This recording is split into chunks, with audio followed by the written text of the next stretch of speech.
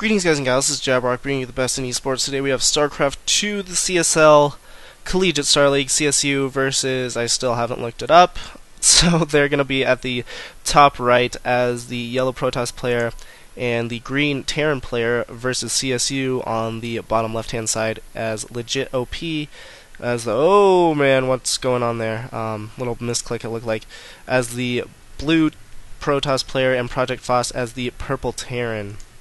This is obviously going to be on Tarsonis Assault, one of the very common 2v2 maps on the CSL map pool. And yeah, so, well, I guess it wouldn't be a spoiler because you guys probably watch this in order. So it's 1-1, Riptide winning his game, me losing my game. And so yeah, that's that. And we're going to have to see what kind of play we see. It's pretty much a mirror matchup. With Terran Protoss. Looks like we have a barracks going up at the front, so maybe thinking of walling off is the opponent Terran player, the green Terran player. Also walling off are the purple toss as well as the the yellow. Why did I say purple? Yellow toss and the purple Terran player. LegitOP opting not to wall off. I think that wall offs on 2v2, it really just depends. Usually on 2v2 I do wall off, but maybe not in this matchup. Usually if there's any type of Zerg player, I do a wall off in 2v2 just because Zerg's super annoying in any type of team games. I think they're actually overpowered, to be completely honest, in anything other than 1v1, just because if you go mass Zerglings, super hard to deal with. Scouts getting in for both Project and Legit. And Orbital Command morphing in, well, not morphing in, transforming, I guess, for the green Terran.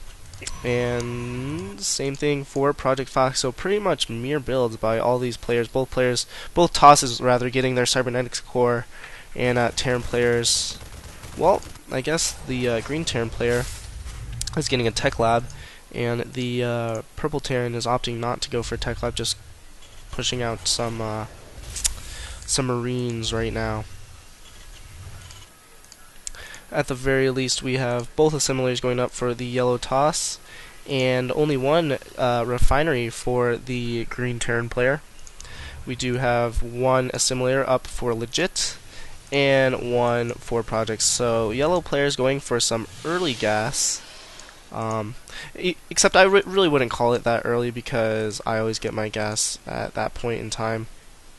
So that's just my personal thing, is I like to get my gas a little bit earlier. It lets you, it opens up a lot of possibilities for you, and sorry for the FPS issues, but it opens up a lot of sentry play, maybe some Dark Templar later on, stuff like that, so yeah.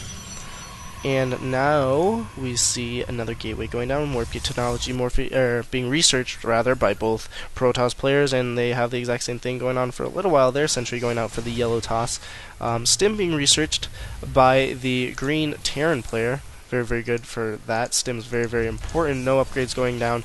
Ooh, actually going for combat shields first. Really peculiar. It looks like projectfox is going to go for a 3 racks build, and the green Terran's actually going to go for a 4 racks build, which is kind of interesting, putting a tech lab on 2 of his barracks and a reactor on the other one.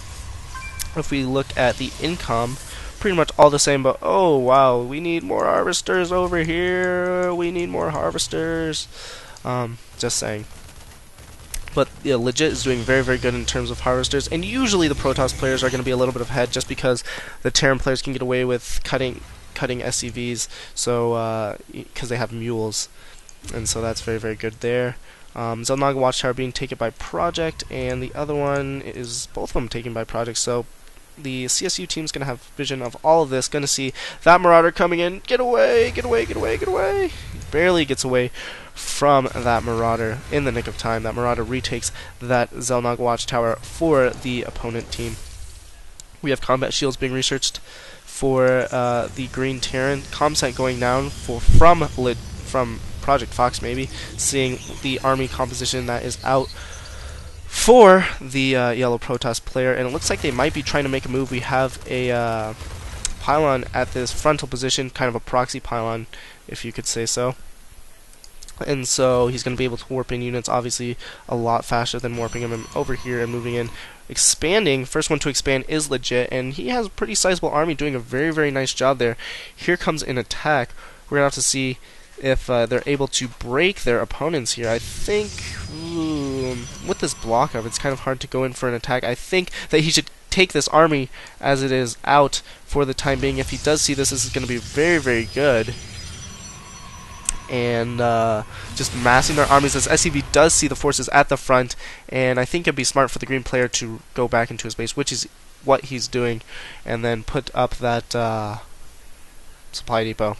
I think that would be the smarter move there. Looks like coming out for an early attack is CSU, and they can't really decide where they're going to attack, and it looks like they're going to attack the Protoss player, and this is why I don't like walling off necessarily. We need a force field right here, just put a force field right there, put a force field right there, but instead finally force field going up right there, instead force field going up for the opposite team, and now the green Terran player is just absolutely overrunning all of CSU's forces. Unfortunately, this does not look good for them.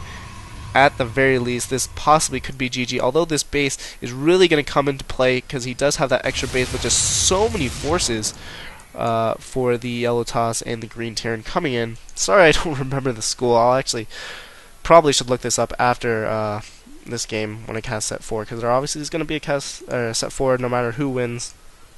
And I think that one of our players is actually playing a player that's ranked 134th in the world, which is going to be really fun to watch. But at the very least, here comes their team. Might be deterred for just a little bit, but just superior numbers, along with that stem, are just going to eat through these forces, and I'm assuming a GG is going to be coming very, very soon. Unfortunately, it really just came down to that surround, able to attack the CSU team at both fronts, and so I believe that CSU unfortunately is going to lose this matchup, and we're going to see a GG in the near future. And legit leaving the game, no GG, kind of bad manner there. I'm assuming that Project is going to leave as well. No GG. Roland asked, GG, you guys bad mannered? Yes, I guess our CSU team is bad mannered. Project Fox GG, so we're going to go to step 4. Whatever college we're playing is up 2-1 on CSU. Late.